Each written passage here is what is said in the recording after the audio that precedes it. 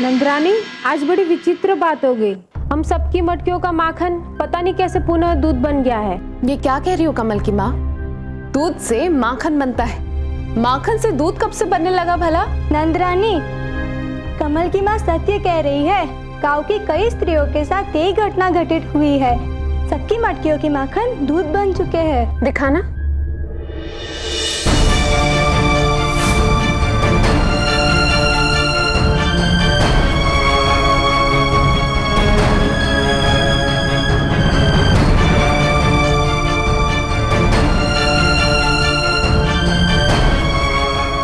ये कैसे हो सकता है?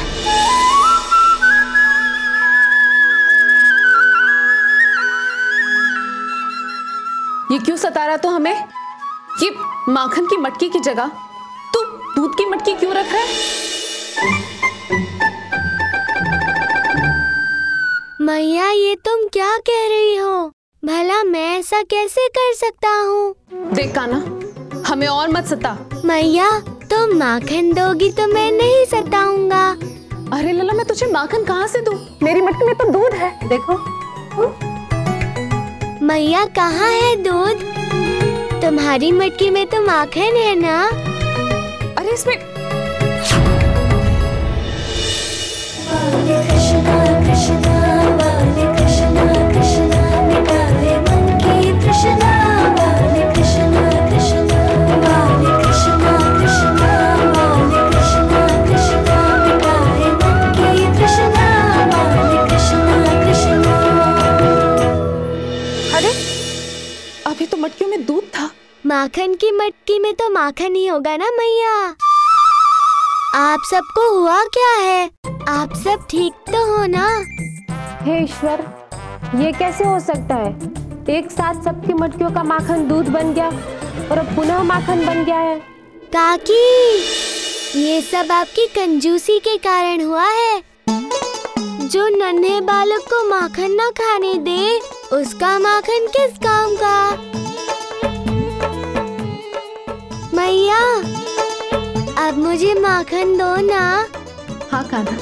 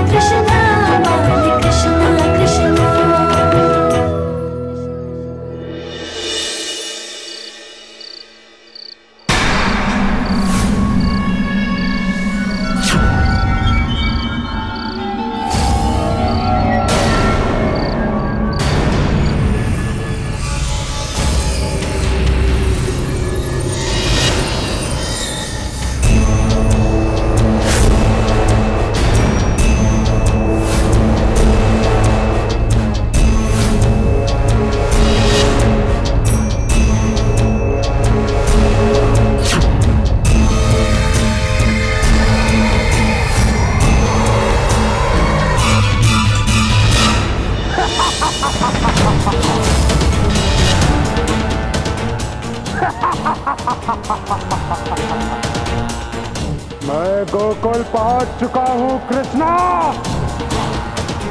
अब तुम मुझसे नहीं बच सकते।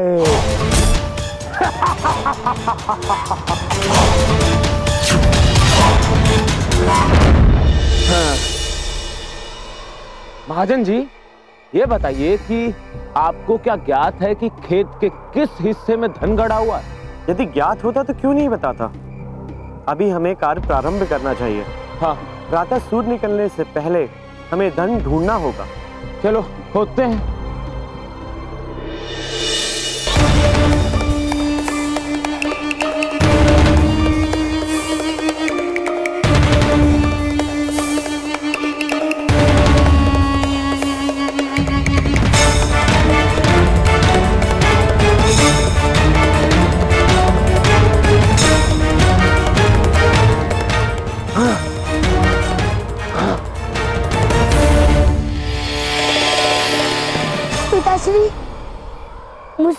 कार्य नहीं होगा। नहीं पुत्र, हमारा श्रम व्यर्थ नहीं जाएगा। तुम्हें ये कार्य करना ही होगा। याद है ना मैंने तुमसे क्या कहा था कि यदि इस कार्य में तुम मेरी सहायता करोगे तो मैं तुम्हें मनचाही वस्तु दूंगा। चलो उठो, उठो, कार्य करो, उठो।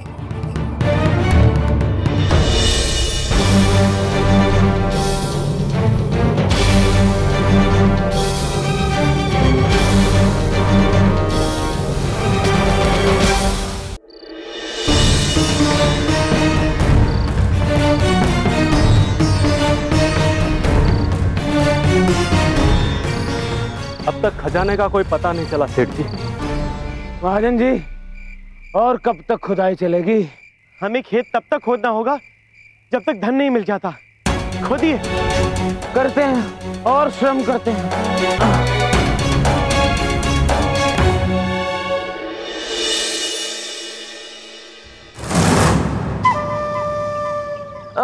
भाई, हमसे और अधिक श्रम नहीं हो पाएगा। पूरे खेत की खुदाई तो कर डाली, कोई धनवन मिला नहीं। महाजन जी, एक बात बताइए, आपको ये असत्य सूचना दी किसने? धन की तो छोड़ो, यहाँ पर एक मुद्रा नहीं मिली।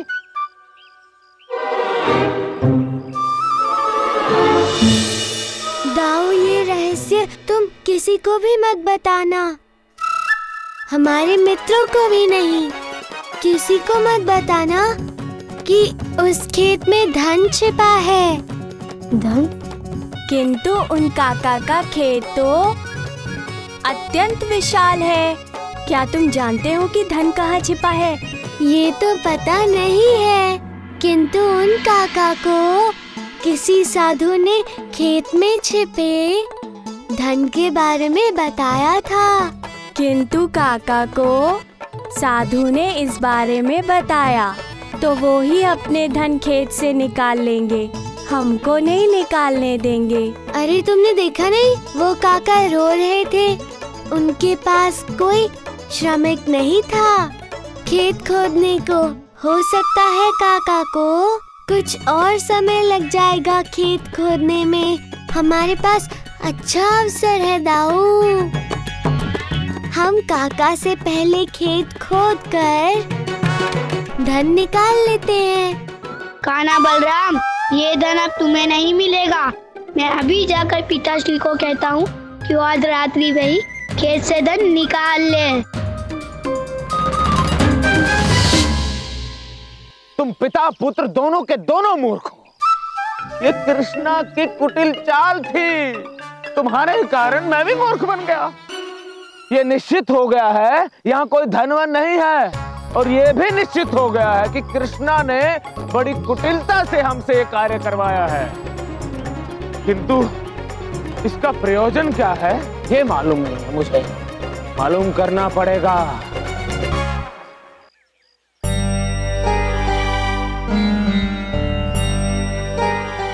कहाँ जा रहे हैं स्वामी? ये बोरिया महाजन के पास अति शीघ्र पहुंचानी है। थोड़े समय में वापस आता हूँ।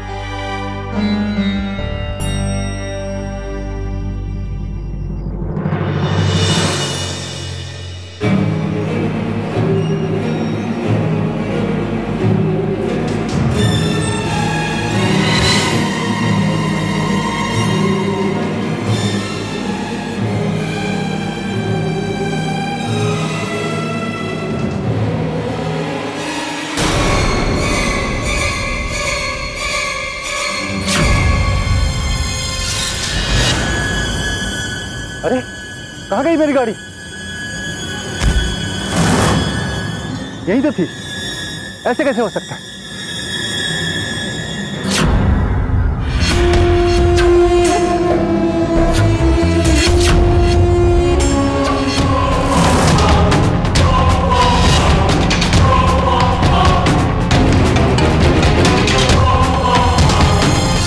ये क्या हो रहा है? नहीं, नहीं।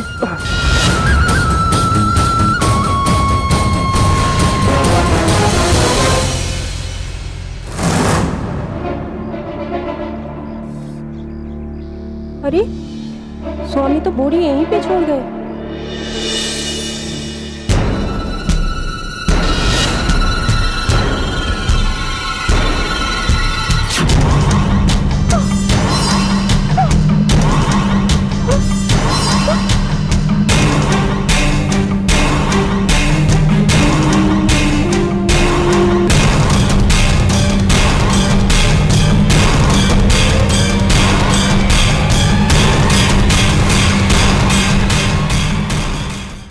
देखिए आपका खेत।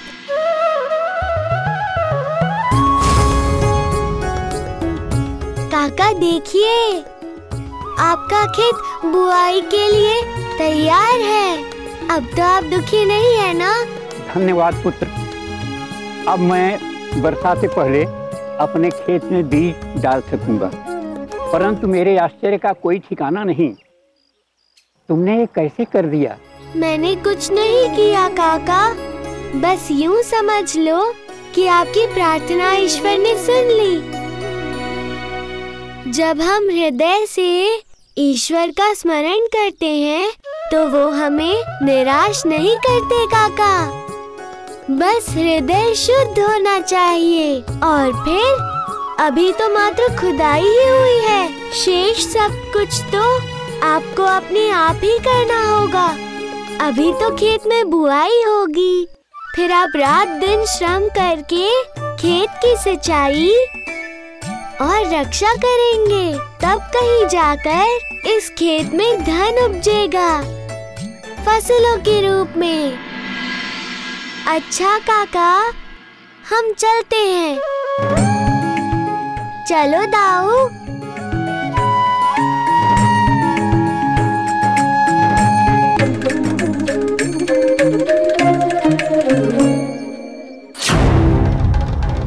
अरे यहाँ तो मल्लू गाड़ीवान का घर था। कहाँ क्या घर? रात में सीमार्ग से तो निकले थे, तब तो मैंने उसे और उसके घर दोनों को देखा था। हमें नंद जी को इस बारे में बताना चाहिए भाइयों। ये किस प्रकार से हो सकता है? परिवार, यहाँ तक कि घर गृहस्थी का अचानक से अदृश्य हो जाना, ये कैसे संभव है?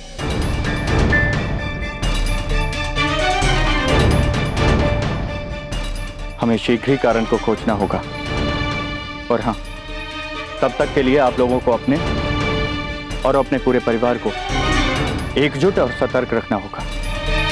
आप लोगों को चिंतित होने की बिल्कुल भी आवश्यकता नहीं है। श्रीहरि स्वयं हमारे साथ हैं।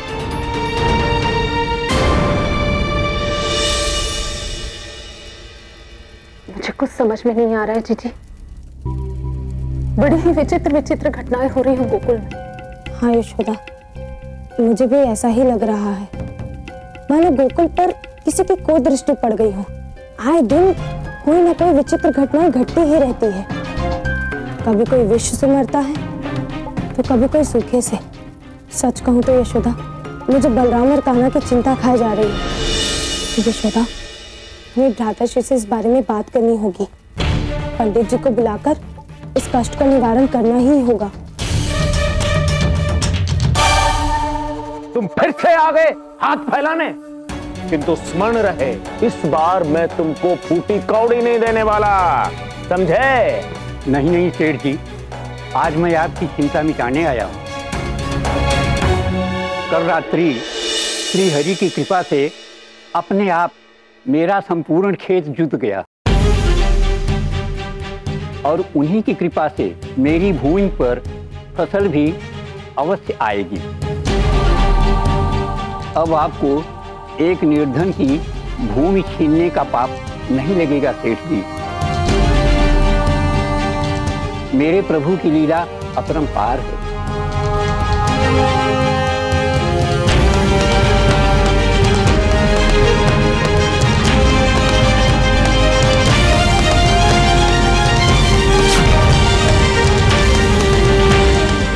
अरे धनु काका, आप कितने सुधर गए हैं। एक तो आपने बेचारे विद्याधर काका का खेत अपने हाथों से खोदा, ऊपर से आपने उन्हें सत्य भी नहीं बताया कि ये कार्य आपने अपने चेलों के साथ संपन्न किया है। विद्याधर काका को लग रहा है कि उनके प्रभु ने उन पर कृपा की है। उन्हें क्या पता ये आपकी कृपा का फल है। नहीं नहीं नहीं नहीं, ऐसा नहीं है। अब मुझसे तो मत छिपाइए, बात ऐसी ही है। हाँ, ये बात अलग है कि आपने ये सब धन के लोभ में किया है।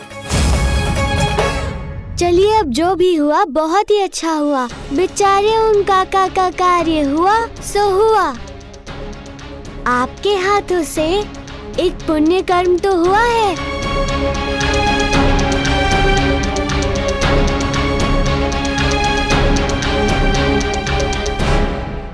नंद और नंद के पुत्र ने बड़ा दुखी कर रखा है हमें। पता नहीं ये दोनों अपने आप को क्या समझते हैं। भानुसेठ, मेरी मानो तो पहले नंद को, फिर उसके पुत्र को हमें मार्ग से हटाना होगा। कृष्णा, इस बार तुम नहीं बचोगे। अब तुम पर दोहरा वार होगा। एक ओर से लतासुर और दूसरी ओर से मैं वार करूंगा। मित्र, नंद तक पहुंचने के लिए उसके पुत्र का उपयोग करेंगे। नंद दौड़ता हुआ चलाएगा अपने पुत्र कृष्णा के पीछे पीछे। पंडित जी, हमारे गोकुल पर आपत्तियां और विपदाएं बढ़ती जा रही हैं। ऐसा प्रतीत होता है कि किसी की कुदृष्टि पड़ गई हो। अकाल मृत्यु और घटनाएं बढ़ती ही जा रही हैं। समझ नहीं आ रहा है क्या कारण हो सकता है। तनिक देखकर बताइए।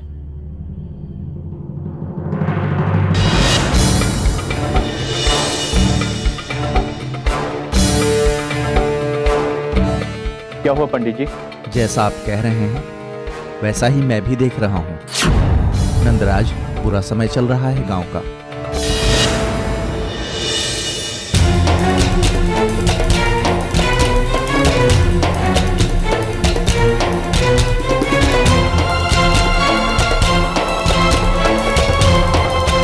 समय और दशा को टाला नहीं जा सकता, किंतु इस समय गोकुल की कम से कम हानि हो, इस हेतु हम झील के किनारे हवन करेंगे। सभी गोकुल वासियों को कल वहां उपस्थित होना होगा।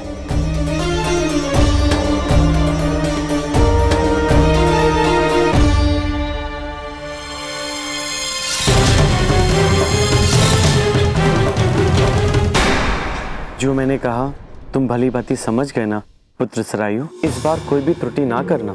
जी पिताजी, अब कोई त्रुटि नहीं होगी।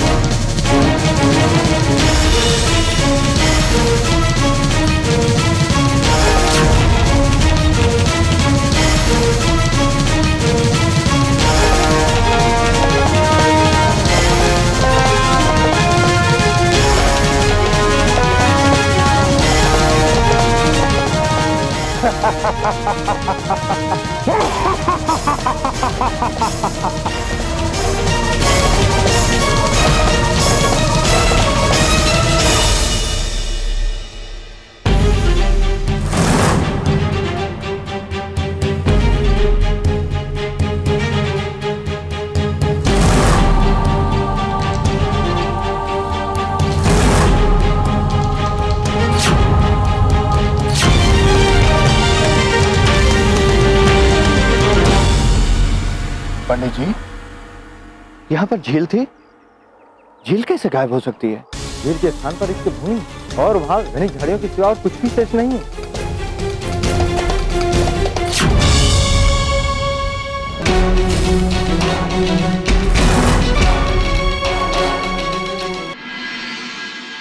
कृष्णा, बलराम,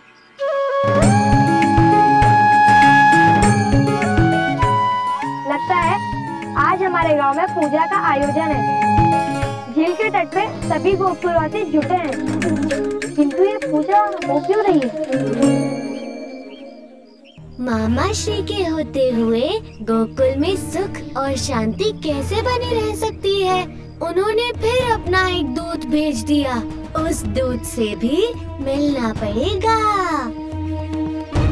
ये सब छोड़ो, चलो मित्रों, आज गिल्ली डंडा खेलते हैं।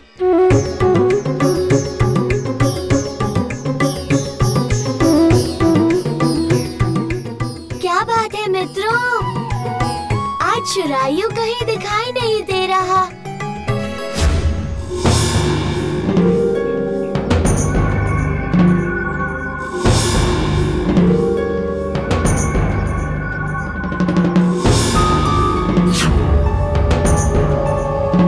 पिताश्री के अनुसार ये पोटली किसी भी प्रकार से सिर्फ कृष्णा को ही मिलनी चाहिए।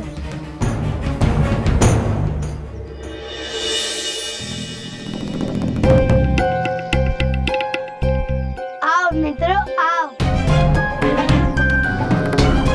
अरे शरायु, तुम आज यहाँ अकेले ही आ गए मित्र? मेरे पास कई कार्य होते हैं, मैं व्यस्त रहता हूँ ना।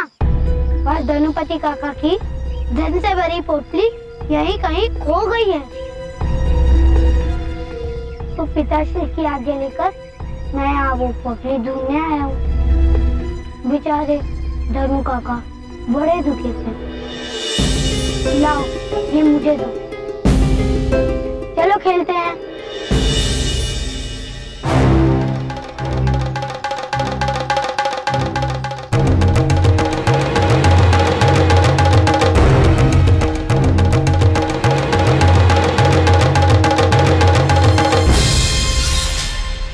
जाओ कृष्णा, वहाँ गिल्ली गिरी है, लेकर आओ। मैंने तो कृष्णा को भेजा था, ये सुबोध कहाँ से चला गया?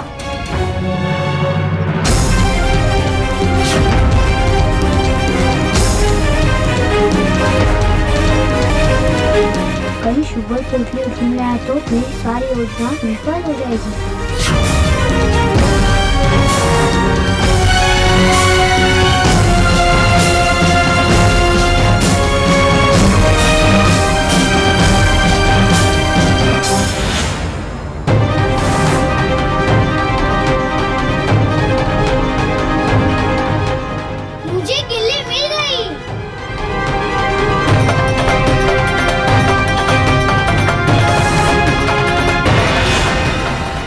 गए, पहली बार शुभल की मूर्ता काम आई।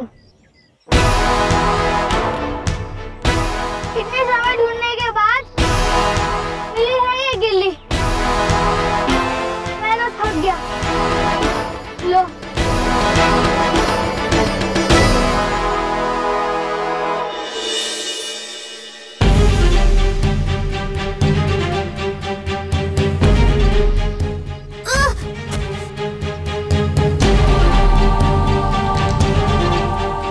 चलो कृष्णा, चलो ढूंढते हैं गिल्ली।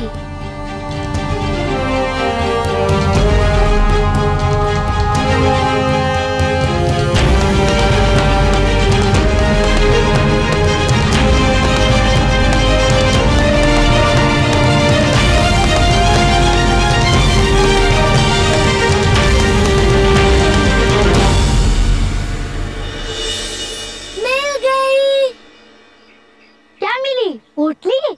नहीं, गिल्ली।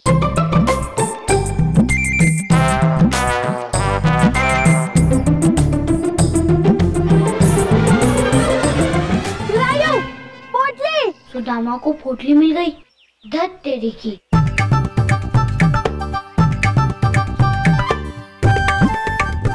अरे वाह सुदामा, तुमने तो शुरायु का कार्य कर दिया। बहुत अच्छा किया है ना शुरायु। अब चलो इसे चलकर धनु काका को दे देते हैं, वो बहुत परेशान होंगे ना। चलो चलते हैं।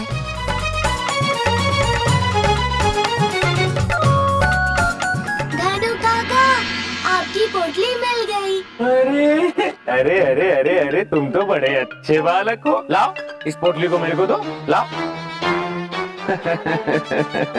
काका, मुझसे तो अच्छा सुदामा है। कैसे? जिसने ये पोटली ढूंढ निकाली।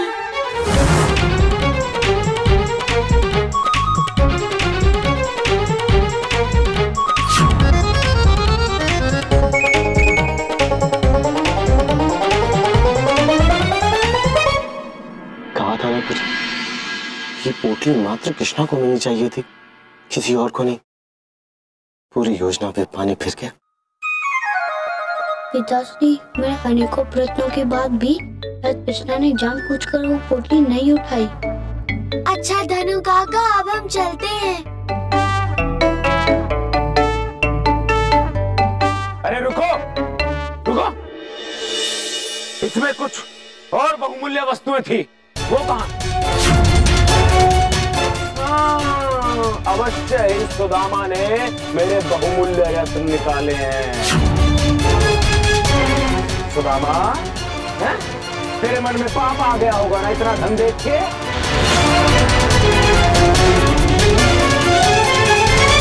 बता कहाँ है मेरी वस्तुएं? तूने चुराई है ना? नहीं काका, ऐसा असंभव है। सुदामा तो हमारे साथ ही था, उसने ऐसा कुछ भी नहीं किया। ओ, तो सुदामा तुम्हारे साथ था, तो इसका अर्थ ये हुआ तुमसे मिलने से पूर्व ही उसने वो बहुमूल्य रत्न मेरी इस पोटली से निकाल लिए होंगे। और कृष्णा, तू इसको जानता नहीं है, इसकी माता श्री मेरे से आए दिन ऋण मांगती हैं। काका, आप तो अति ही कर रहे हैं। सुदामा मेरा मित्र है और वो ऐसा कभी नहीं कर सकता। कृष्णा, तुझे तो हमेशा मेरे को झूठा ठहराने में ही आनंद आता है, किंतु आज नहीं। मैं आज अभी इसी क्षण तुम्हारे पिताश्री के पास जाऊंगा, फिर देखता हूँ वो न्याय करता है या अन्याय।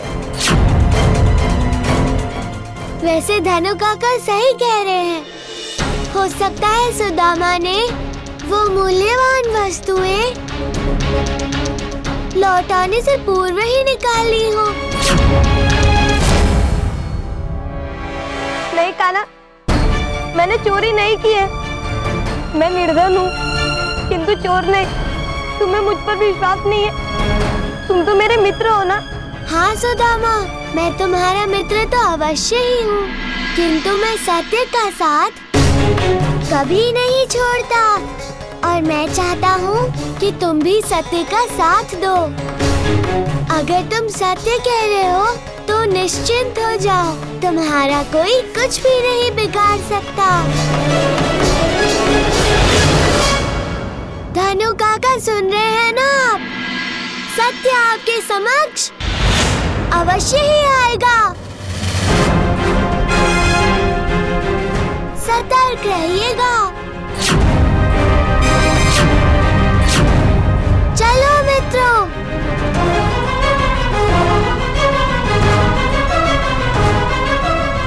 सतर्क तो तुझे रहने की जरूरत है, क्योंकि तेरा काल तेरे बहुत समीप है।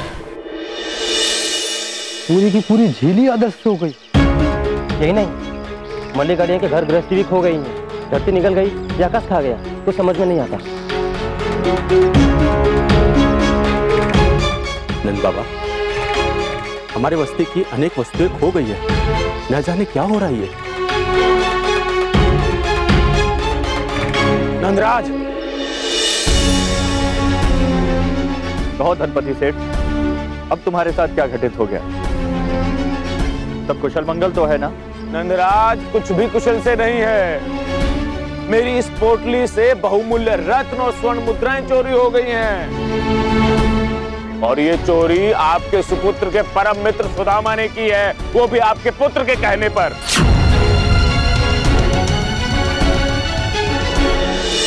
और अब वो सुदामा अपना अपराध छिपा रहा है।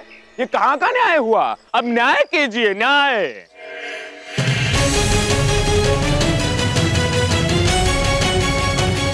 जाओ, कृष्ण और सुदामा को बुला कर लाओ। जी।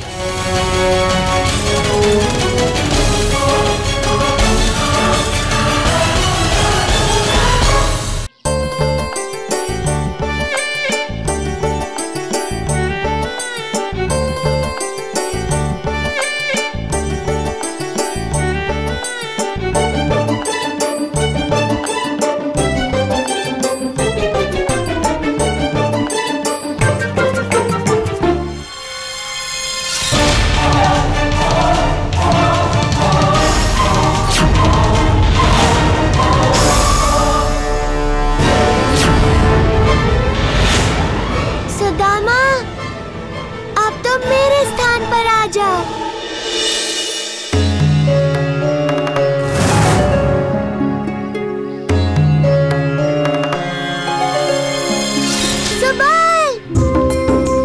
ऐसा घुमा के गिल्ली मारना कि तुम्हारी शक्ति से सब परिचित हो जाए।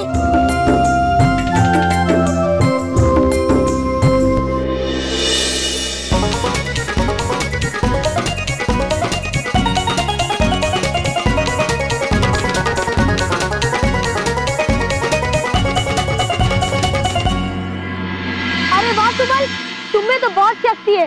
तुमने कितनी दूर गिल्ली मारी है। कृष्ण के कहने से शुभल ने इतनी तीव्र गति से गिल्ली मारी है ना, अब कृष्ण ही गिल्ली लेकर आएगा।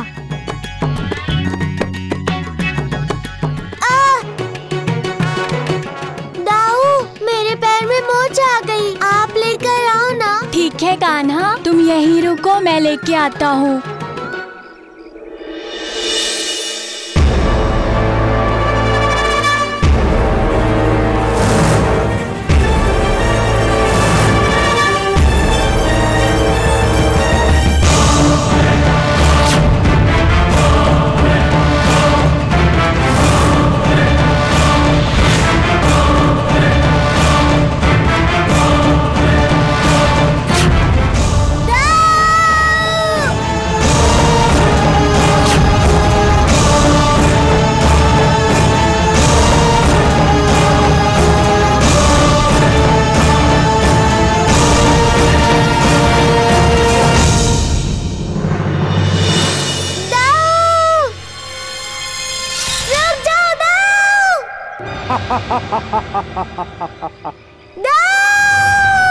कृष्णा, मेरा शिकार स्वयं उपस्थित हो गया मेरे सम्मुख।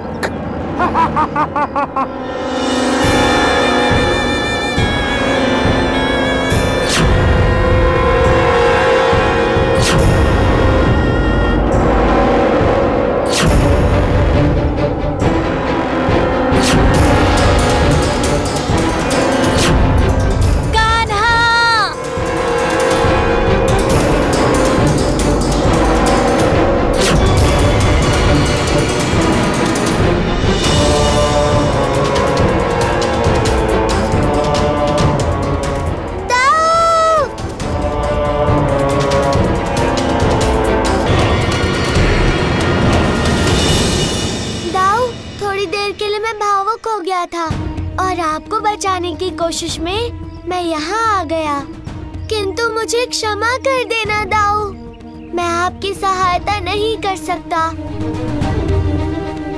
आपका पाताल लोक जाना निश्चित है।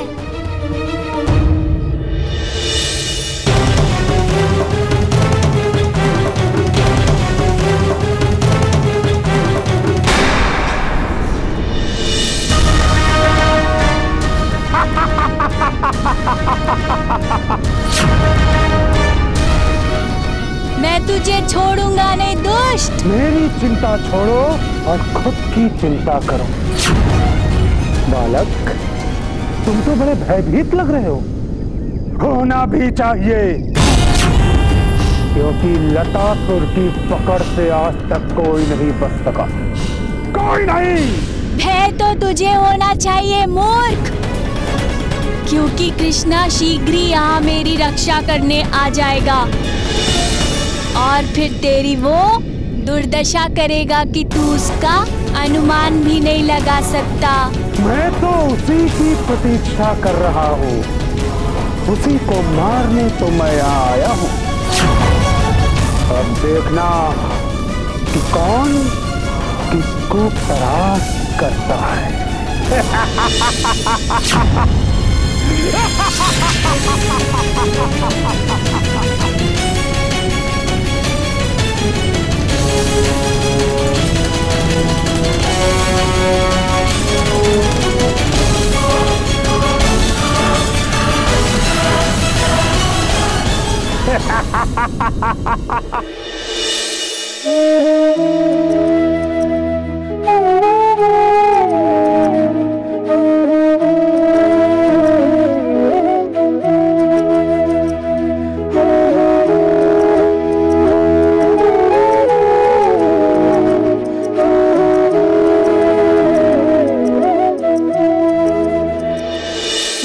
बलराम कहाँ रह गए?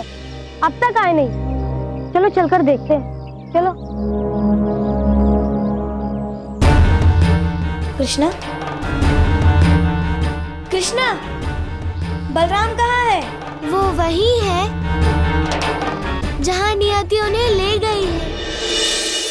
मनुष्य ही नहीं, ईश्वर भी नियति के अधीन है मित्रों।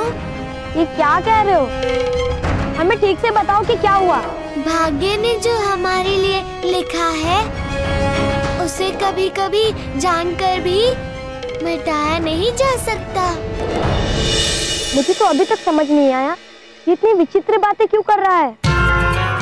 मुझे तो लग रहा है कि ये दोनों भ्राता मिलकर हम लोग को उलझा रहे हैं। बलराम तो यही कहीं छुपा होगा। चलो मिलकर ढूंढते हैं। बलराम, दाऊ,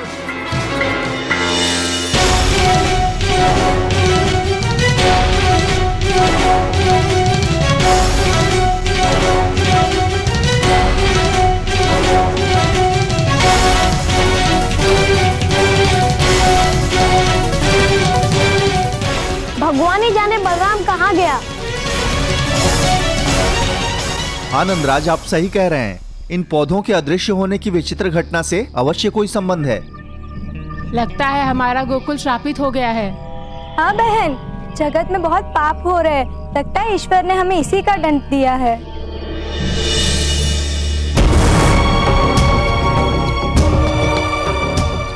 गोकुल पर किसी वन वनस्पति का दोष है। यह दोष अत्यंत ही दुर्लभ है, किंतु उतना ही भयावह भी है। अरे नंदराज, इनकी छोड़िए, मेरी सुध लीजिए। मैं बर्बाद हो गया, लुट गया, मेरा सारा धन अदृश्य हो गया। बताइए भाइयों। अरे नंदराज, हमारे यहाँ इतनी बड़ी चोरी हुई है और आप ग्राम प्रमुख होकर भी चुप बैठे हैं, निश्चिंत होकर बैठे हैं। नंद काका, बलराम जाने कहाँ खो गया है? हम लोग उसे बहुत ढूंढा, किंतु वो कहीं नहीं दिखा।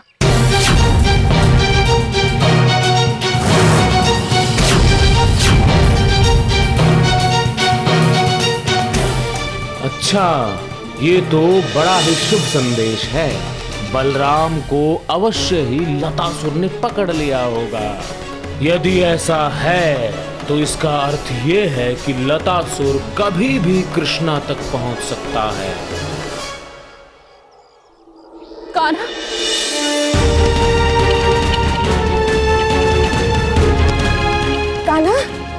बलराम कहाँ है पुत्र? बड़ी मैया, आप दाऊ की तनिक भी चिंता मत कीजिए,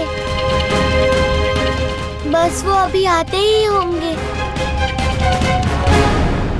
हम सब मिलकर यहीं खेल रहे थे। बलराम यहाँ गिल्ली लेने आया था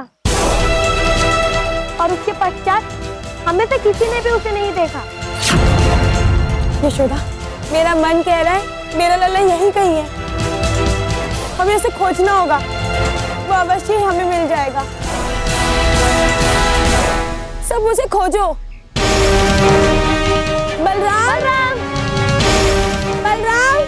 बलराम, पुत्र,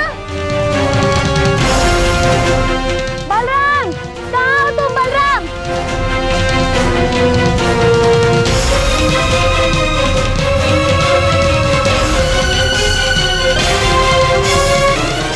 लतासुर, ये तुम्हारा अंतिम अपराध है।